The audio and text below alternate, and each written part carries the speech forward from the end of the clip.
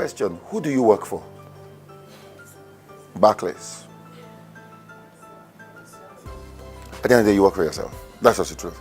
And you see, that revelation must be so, it must be as deeply rooted inside you as such that you don't waver. You work for yourself. All right? When we understand that, you know, it changes the whole dynamic of our workplace engagements. Because when I know that I work for myself, that means the buck stops here, isn't it? Yes. That means, oh, and this is the best part, there's nobody to blame. Isn't it? We're not blaming anybody because we work for ourselves. But we take ownership. And I think that's the key word. When you own it, you are more likely to love it. Let me give you an example. There's a company I read about. This is an awesome company. You know, the company was going broke. They were having a turbulent period. Do you know what its employees did? I wrote this in one of my books. That book is not here. I dedicated a whole chapter to it. The employees of that company got themselves together and went to refinance their homes and get money to bail out their company. They said this company must not die. And when I read that and I heard about that, I said, that's what I want to see. That's what I want to see, isn't it? Now, does the love get deeper than that? All right, so how do we get there? How do we get there? All right, you're going to have to take ownership that this is mine. You know, I always tell people, I'm an employer, and I say, you know what? Everybody that works for me or works with me can decide tomorrow, you know what? I'm going. Where will I go? So you need to settle it in your heart that I am working for myself. This is not a stepping stone. This is home. We must create the environment for that. We must identify what I call the social benefit of working at Barclays. What is the social, or what are the social benefits? Because I'll tell you something. I'm into research and all that. Did some research and found out that in an organization, if the social benefit or if the financial benefit is greater than social benefit, and I'll explain what social benefit is.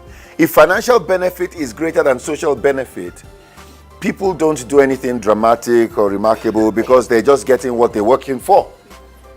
But if we can create social benefit that is greater than financial benefit, people will stay.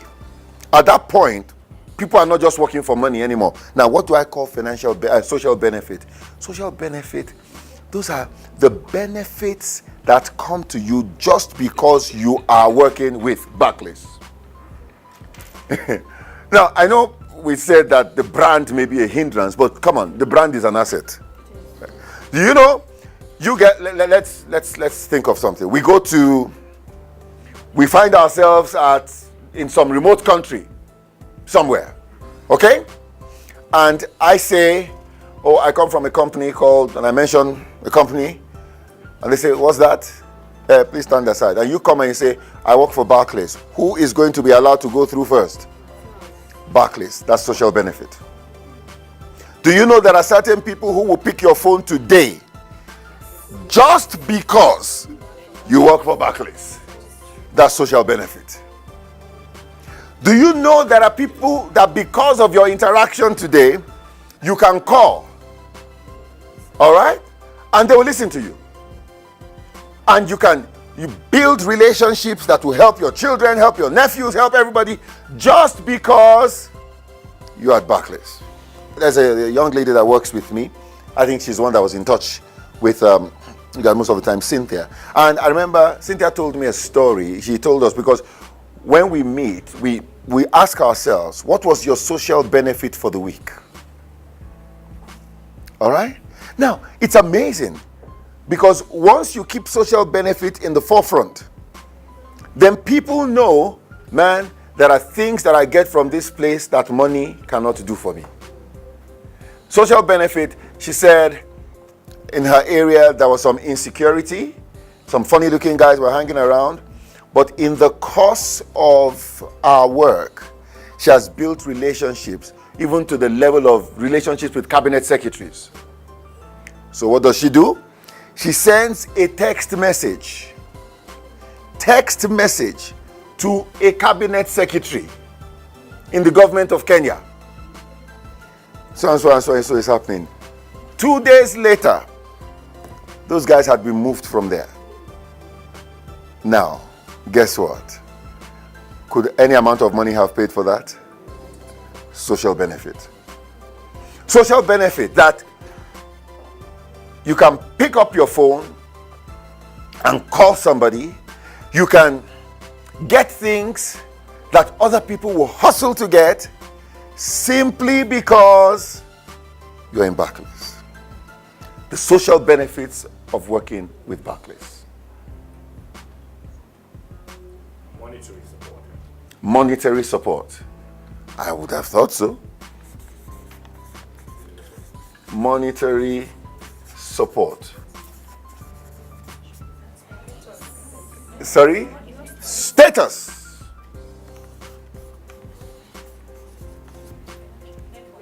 Networks.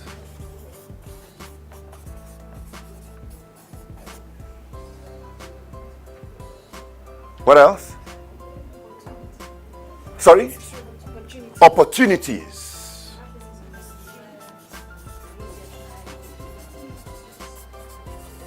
I remember, let me remind you, 2011, I developed something for the Institute for Human Resource Management called the HR Index.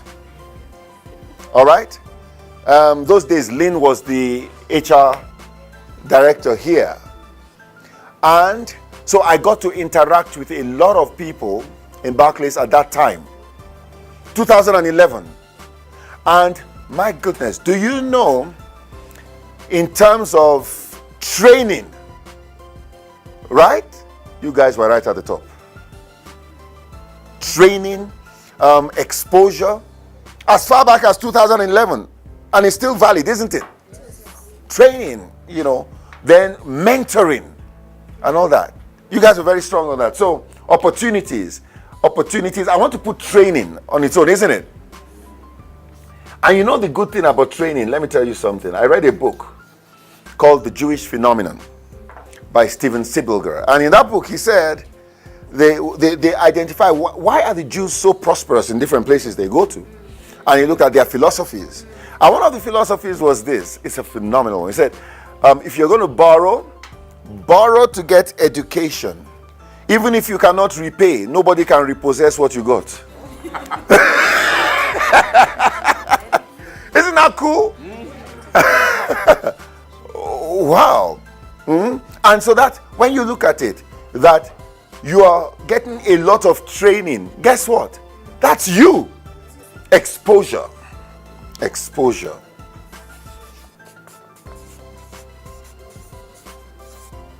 What else? I should put mentorship. Travel.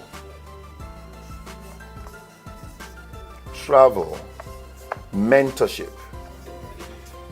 When we talk about brand love, this is where it starts with you. Okay? This is where it starts with you. That, wow, this is my Barclays story. All right? And every one of you should have your Barclays story. Isn't it? Before Barclays, and then now. We all have that. But you know what happens? We forget these stories. We must keep the stories alive. And those are the stories we must keep telling. So the new people coming into Barclays, guess what? Those are the stories they will hear. And that way, guess what? You love your brand so much, you're so enthusiastic, and guess what? Enthusiasm is contagious. And that's one thing I noticed with Chase Bank. That I had a bunch of I had a relationship manager, I had people who were so enthusiastic about their brand that they would do anything for their brand. And guess what? They simply passed the enthusiasm over to us. But when you are in an organization where even you, I was saying people in HR are looking for vacancies in the papers, who then can be saved?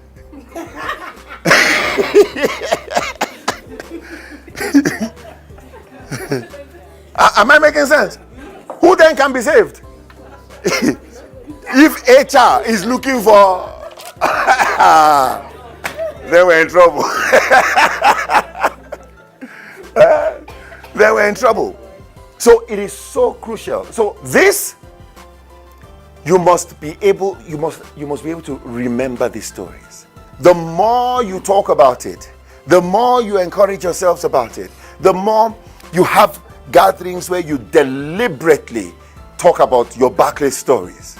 Guess what? Faith is rising, isn't it? So you're always going to be so grateful. You're always going to be so excited. And guess what that will do? When you are now relating with customers, how do you think it's going to be? You are just freely, have you received? You just give it. It will just flow. The only thing that can short circuit this is when you don't talk about it.